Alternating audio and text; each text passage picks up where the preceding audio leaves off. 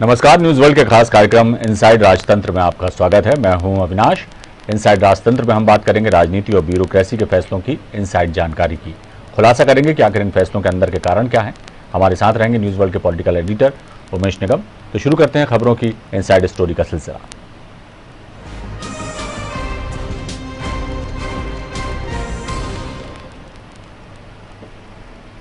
मध्य प्रदेश में रेलवे के अटके हुए नए प्रोजेक्ट्स को गति देने के लिए राज्य सरकार ने रेलवे बोर्ड के कहने पर समन्वय समिति का गठन किया है। रेलवे की नई परियोजनाओं में आने वाली अड़चनों का राज्य सरकार के आला अफसरों की ये कमेटी जो है उपाय ढूंढेगी। ऊर्जा, राजस्व, फॉरेस्ट और वाइल्ड लाइफ सहित अन्य विभागों के कारण रेलवे की कई नई परियोजनाओं के काम रुके हुए हैं। सरकारी महकमों की अड़चनें दूर करने के बाद मध्य प्रदेश को रेलवे की कई नई परियोजनाओं का काम पूरा होने पर अच्छी खासी सुविधा मिल सकेगी। लंबे समय से कई परियोजनाओं को रोका हुआ था काम और गति आगे बढ़ नहीं पा रही थी जिस तरह से उसे पूरा होना चाहिए। इसी विषय पर विस्तार से जानकारी देंगे हमारे पॉलिटिकल एडिटर उमेश निगम। उमेश जी, क्या कारण है जो रेलवे जो है अपनी योजनाओं को, परियोजनाओं को गति देना चाहती है, लेकिन कई विभागों के बीच में मामला अटकने से और कई व्यवहारिक कठिनाइयां आने की वजह से समय पर ये सारे काम हो नहीं पाते और जो सुविधाएं यात्रियों को देना चाहता है रेलवे वो वक्त रहते मिल नहीं पाती। क्या कहेंगे? अविनाश जी, रेलवे के जो प्रोजेक्ट होते हैं उसमें राज्य सरकारों के बहुत सारे महकमे से जुड़ी हुई रहती हैं दिक्कतें और उनसे जुड़े हुए बहुत सारे रहते हैं। कहीं ज़मीनों का रहता है, कहीं वाइल्ड लाइफ का रहता है, कभी वन का रहता है, कहीं सड़कों का रहता है। तो इस तरह से कई विभाग आते हैं। तो इन सारे विभागों में कहीं ना कहीं कोई काम अटक जाता है और उसके अटकने के चलते जो बड़े बड़े प्रोजेक्ट हैं रेलवे के, मध्य प्रदेश में रेलवे के बहुत बड़े बड़े प्रोजेक्टों पे काम हो रहा है। रेलवे स्टेशंस भी बन रहे हैं, जंक्शंस बनाए जा रहे हैं, इसके अलावा लाइन बिछाई जा रही है, विद्युतीकरण हो रहा है, वो अलग है। तो ये सब चीज़ें हैं। अब कई विभागों की एनओसी नहीं मिल पाती है, इसके चलते हो जाता है। कहीं लैंड एक्विजिशन का मामला रहता है। तो इन सारे मामलों को निपटाने के लिए रेलवे बोर्ड ने एक पत्र राज्य सरकार को लिखा था। तो रेलवे बोर्ड के कहने पर राज्य सरकार ने मुख्य सचिव की अध्यक्षता में एक समन्वय समिति का गठन किया है। इसमें वेस्टर्न रेलवे के जनरल मैनेजर को भी शामिल किया गया है और हर 3 महीने में इसकी एक मीटिंग करने के स्पष्ट निर्देश दिए गए हैं कि उसमें सारे ये जो अधिकारी आला अफसर, लोक निर्माण विभाग है, ऊर्जा है, इसके अलावा नगरीय प्रशासन विभाग है और आपके और भी वो फॉरेस्ट के विभाग हैं, इन सब के अतिरिक्त मुख्य सचिव स्तर के अधिकारियों को इस कमेटी में शामिल किया गया, जो सारे आला अफसर हैं, जिससे विभाग से जुड़ी कोई भी अड़चन हो या कोई भी एनओसी हो या कोई लैंड एक्विजिशन से जुड़ा कोई काम हो तो सारी मंजूरी देने के लिए, चूंकि आला अफसर होंगे तो काम को गति मिलेगी, इसीलिए ये कमेटी का गठन किया गया है। उमेश जी, जैसे गाडरवारा है, बुधनी है, ब्यावरा है, राव मांगलिया गांव है, ग्वालियर के नज़दीक है, रायरू, यहाँ पर जो जंक्शन बनाने की जो है कवायद शुरू की जा रही है, तो कितना फ़ायदा इन स्थानों को जंक्शन बनने के बाद मिलेगा और क्या उम्मीद लगती है कि रेलवे जिस गति से अपनी योजनाओं को आगे बढ़ा रहा है तो कब तक ये सौगात यहाँ के लोगों को मिल जाएगी? जी हाँ, ये जो आपने बताया ये सब नाम, यहाँ पे रेलवे जंक्शन बना रहा है। इसके अलावा करीब 18 से 19 ऐसे स्थान हैं जहाँ पर नए रेलवे स्टेशन भी बन रहे हैं, जिसमें करेरा है, कन्नौद है, अलीराजपुर है, झाबुआ है, खातेगांव, पीथमपुर, सेवड़ा, धार और राजगढ़, नरसिंहगढ़ के अलावा कुछ और स्थान हैं जहां नए रेलवे स्टेशन भी बन रहे हैं। तो ये सब जब बनेंगे तो इनके बनने के बाद खासी सुविधा मिलेगी, लोग रेलवे लाइन से जुड़ेंगे, बिल्कुल नागरिकों को सुविधा मिलेगी। इस खबर पर हमारे साथ जुड़े हैं पूर्व सांसद आलोक संजर जी। आलोक जी, आपको हमारी आवाज़ आ रही है? बहुत स्वागत आपका हमारे कार्यक्रम में। आलोक जी, आप सुन पा रहे हैं आलोक जी हमें? हाँ जी, बताइए जी। नमस्कार, अविनाश बोल रहा हूँ। बहुत स्वागत आपका हमारे कार्यक्रम में। उमेश निगम जी हमारे पॉलिटिकल एडिटर हैं, वो आपसे चंद सवाल करना चाहते हैं। जी उमेश जी, पूछे। आलोक जी, रेलवे बोर्ड के कहने पर राज्य सरकार ने एक समन्वय समिति का गठन किया है मुख्य सचिव की अध्यक्षता में, जिसमें लोक निर्माण विभाग, ऊर्जा, वन, पीडब्ल्यूडी और ऐसे अन्य कई विभागों के एसीएस को शामिल किया और उसमें जीएम रेलवे बोर्ड जो वेस्टर्न रेलवे के हैं उनको शामिल किया। तो मध्य प्रदेश में रेलवे की बहुत सारी परियोजनाएं चल रही हैं। कहीं ना कहीं किसी एनओसी के चक्कर में या फॉरेस्ट लैंड एक्विजिशन के चक्कर में या कहीं कुछ और में दिक्कतें आ रही थी, तो अब ऐसा लगता है कि दिक्कतें दूर होंगी। आप क्या कहेंगे इसको लेके? निश्चित ही एक मध्य प्रदेश सरकार की बहुत शानदार पहल है। जी क्योंकि क्या होता है कि जब अलग अलग विभागों के अधिकारी रहते हैं, खासतौर से केंद्र सरकार और मध्य प्रदेश सरकार, जी इनके जो अधिकारियों का आपस में समन्वय नहीं होता है, तो बहुत सारी जो परियोजनाएं हैं वो लेट हो जाती है। जी जी और उसका आपको मैं उदाहरण दी, जब मैं सांसद था तो इसके पीछे बहुत बड़ा कारण था, आपको याद हो तो बैरागढ़ भोपाल में है, लेकिन वो डीआरएम उनका रतलाम लगता था। जी जी तो अब चूंकि ये गेट बंद होना होता था, पहले आपको याद हो तो अब ब्रिज नहीं बना था तो गेट बंद होना होता था जी, रतलाम से DRM मंजूरी मिलती थी। रतलाम उसकी अनुमति देता था। जी जी तो वहाँ पहले पूछना जाती थी, तब तक तो यहाँ से वीआईपी का आना जाना लगता था। जी तो निश्चित रूप से जो ये समन्वय समिति बनी है, और खासतौर पे जैसे कि रेलवे की जो समिति बनती है, जैसे पॉलिटिकल लोग भी और अन्य सामाजिक लोग भी रहते हैं, डीआरएम के साथ जिनका बैठना होता है, तो DRUCC होती है, ZRUCC होती है, जी तो उसमें भी वहाँ के सदस्य हैं, उनको भी बहुत लाभ मिलेगा। सब बैठ कर इसी समन्वय से काम करेंगे तो मुझे लगता है कि जो काम पेंडिंग हो जाते हैं वो पेंडिंग ही रहेंगे और इसमें गति मिलेगी। और जो सब अधिकारियों का आपस में समन्वय होगा तो वहीं उनके सामने समस्या का समाधान हो जाएगा। नहीं तो फाइलों में समस्या घूमती रहती है और पता चलता है कि वो फिर काफी लंबा समय हो जाता है और वो बात मुझे आई गई हो जाती है। सारे अधिकारियों को ये जो कमेटी में जो है वो सारे महत्व में शामिल किए गए हैं जो कि रेलवे से संबंधित उसमें काम आते हैं। ये सार्थक पहल है उमेश जी, ये बहुत अच्छी पहल है। और मेरा तो ये मानना है जैसे कि ये पहल हुई है, आपके माध्यम से बताना चाहता हूँ कि जैसे भोपाल में भी हम यदि विचार करें तो कुछ सड़कें कैपिटल प्रोजेक्ट के अंदर में, कुछ PWD के अंदर में, कुछ हाउसिंग बोर्ड के अंदर में, कुछ नगर निगम के अंदर में, और मालूम पड़ता है कि एक रोड का जो निर्माण बार बार हो रहा है, बाकी रोडों का निर्माण हो नहीं पाता है। आपको लगता है कि ये समन्वय समिति बननी चाहिए और जैसे रेलवे की और मध्य प्रदेश सरकार, केंद्र सरकार के लोग जो बैठे हैं, आपको लगता है कि इससे गति मिलेगी और रेलवे की परियोजनाएं पूरी होंगी और आम नागरिक को सुविधाएं मिलेंगी? निश्चित रूप से भैया, और आपको धीमे धीमे बहुत तेजी से रेलवे का विस्तार हो रहा है। अभी 4 लाइन की 1 लाइन चल रही है। मैंने तो पहले भी कहा था कि अभी इसमें भी जैसे अपना भोपाल में आपको यदि याद हो तो मैंने पहल करी थी कि जो इंदौर से ट्रेन आती है, भोपाल आती है, फिर उसका वापस इनमें इंजन वापस लगता है, दूसरे वाले डब्बे आगे हो जाते हैं। यदि इसमें भी अभी भोपाल के आगे जो निशातपुरा है, वहाँ पर भी यदि प्लानिंग की जाए, मध्य प्रदेश सरकार और केंद्र सरकार के बीच में बात होती है तो एक स्टेशन वहाँ भी बन सकता है। यहाँ काफी ट्रेनों का हाल्ट बैरागढ़ दे दिया गया है, जिसके कारण भी भोपाल शहर को कई और नई ट्रेनें मिल गई इसके चलते। बिल्कुल बिल्कुल, बहुत आवश्यक था।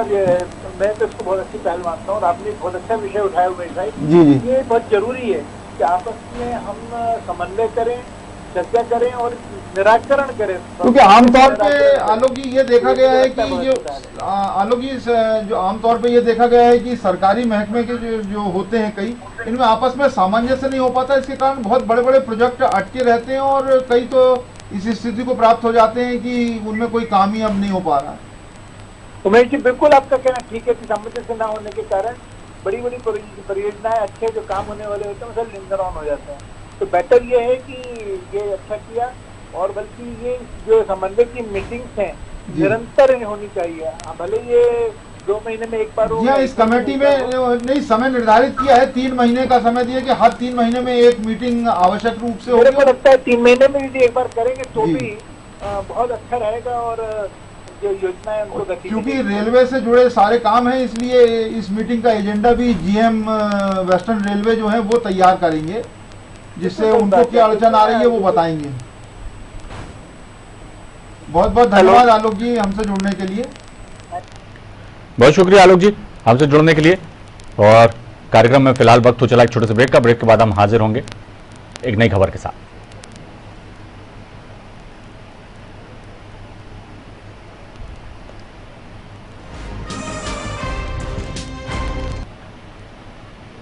ब्रेक के बाद हम हाजिर हैं और अब हम बात करेंगे राजनीतिक मुद्दों पर। कांग्रेस के कुछ बड़े नेताओं का मानना है कि पार्टी दिग्विजय सिंह को लेकर पशुपेश में है। जहां एक और कहा जा रहा है कि दिग्विजय सिंह किसान आंदोलन का सहारा लेकर मध्य प्रदेश में अपने आप को एक बार फिर स्थापित करने में जुटे हैं, वहीं कांग्रेस के एक और धड़े का मानना है कि दिग्विजय सिंह को तमिलनाडु और पांडिचेरी के विधानसभा चुनाव में भेजकर मध्य प्रदेश की राजनीति से दूर रखने का प्रयास किया जा रहा है। इसी विषय पर पूरी जानकारी देंगे हमारे पॉलिटिकल एडिटर उमेश निगम। उमेश जी क्या कहेंगे?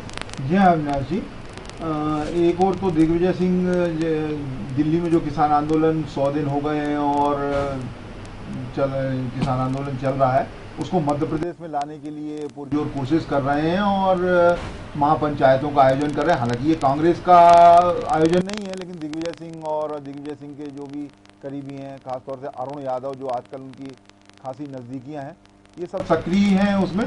और इसी बीच में दिग्विजय सिंह को पौंडीचेरी और तमिलनाडु की स्क्रीनिंग कमेटी और वहाँ के चुनाव को में सक्रियता बढ़ाने के लिए जिम्मेदारी दे दी गई है। तो उसको लेकर कांग्रेस में खासी सरगर्मियां हैं और कांग्रेस के जो नेता हैं वो उनका कई नेताओं का ये मानना है कि दिग्विजय सिंह को मध्य प्रदेश से दूर रखने के कवायद की जा रही है। और वैसे भी कमलनाथ की गांधी परिवार से नज़दीकियां कहीं छुपी नहीं है, सब जानते हैं। तो इसमें लोगों का ये कहना भी है कि कमलनाथ जी की बहुत बड़ी भूमिका है। जिसे सिंधिया एपिसोड जो हुआ था उसके बाद से कमलनाथ ने काफ़ी सतर्कता बरती और वो प्रयास कर रहे हैं।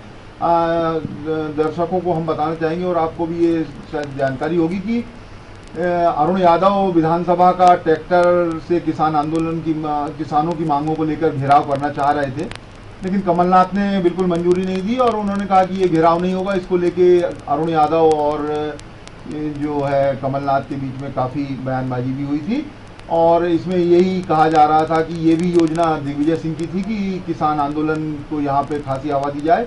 मध्य प्रदेश में जो किसान शांत बैठे हुए हैं उनको एक प्लेटफॉर्म पे लाया जाए और यहाँ भी माहौल को गरमाया जाए आंदोलन के। तो लेकिन कमलनाथ ने उसमें कोई मदद नहीं की। यही कारण है कि उनके विधानसभा घेराव का जो योजना थी वो फेल हो गई।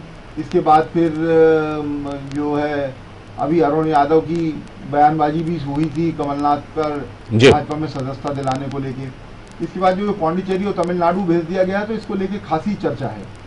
लेकिन एक बात और भी है, जो किसान महापंचायत का आज आगाज किया है दिग्विजय सिंह की अगुवाई में जो हो रहा है उसमें सपा बसपा के नेताओं को भी आमंत्रित किया गया और बताया ये जा रहा है कि गैर राजनीतिक ये आंदोलन है, लेकिन पूरी की पूरी राजनीति दिख रही है। और दिग्विजय सिंह के अलावा कई ऐसे बड़े दिग्गज नेता हैं कांग्रेस के जिन्होंने किनारा कर रखा है, उससे क्या कहेंगे? जी हाँ, यही मैं कह रहा था कि दिग्विजय सिंह और अरुण यादव जरूर इसमें कांग्रेस की तरफ से सक्रियता है। तो ये इनका खुद का वो हो जा रहा है कि ये खुद सपोर्ट कर रहे हैं। और एक्चुअली किसान आंदोलन के सहारे दिग्विजय सिंह अपने अगुवाई किसान आंदोलन की अगुवाई करके महापंचायत के माध्यम से वो अपने आप को स्थापित करना चाहते हैं, अपने आप को एक बार फिर से खड़ा करना चाहते हैं। और वैसे भी जो सिंधिया एपिसोड के बाद उनको डेंट लगा है और खासे वो चर्चा में आए तो वो अब अपनी सक्रियता बढ़ाना चाहते हैं। लेकिन पौंडीचेरी और तमिलनाडु की जिम्मेदारी मिलने के बाद थोड़ी मध्य प्रदेश में जो सक्रियता बढ़ाने की वो अपनी मंसूबे बनाए हुए हैं, तो उन मंसूबों पे लगता है कि फिलहाल तो पानी फिरता हुआ नजर आ रहा है, क्योंकि चुनाव के कारण वहाँ सक्रियता बनाना ज़्यादा जरूरी रहेगा उनको। लेकिन इन तमाम आंदोलनों को कांग्रेस जो है ज्वलंत मुद्दों को जिस तरह से प्रमुखता से उठा रही है, चाहे महंगाई का मुद्दा हो चाहे किसानों का मुद्दा हो, लेकिन एकजुटता का अभाव हमेशा देखने को मिलता है। एक 2018 के चुनाव के प्रचार के दौरान भले ही एकजुटता दिखाई दी और मिलकर सबने चुनाव जीता भी, लेकिन उसके बाद भी कई फाड़ होते नजर आते हैं कांग्रेस के। इन्हीं सब विषयों पर हम बात करेंगे। कांग्रेस नेता दुर्गेश शर्मा हमारे साथ जुड़ गए। दुर्गेश जी, आपको हमारी आवाज आ रही है? जी आ रही है।